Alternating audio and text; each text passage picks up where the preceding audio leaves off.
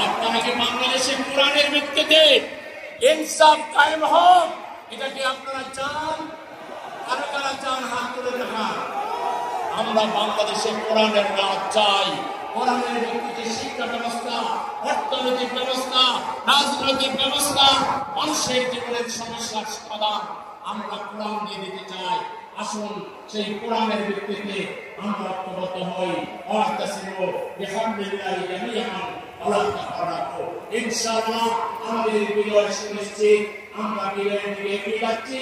চূড়ান্ত বিজয় পর্যন্ত সবাইকে আরো বেশি আমাদের এই আন্দোলনকে বেগবান করার জন্য এগিয়ে আসতে হবে।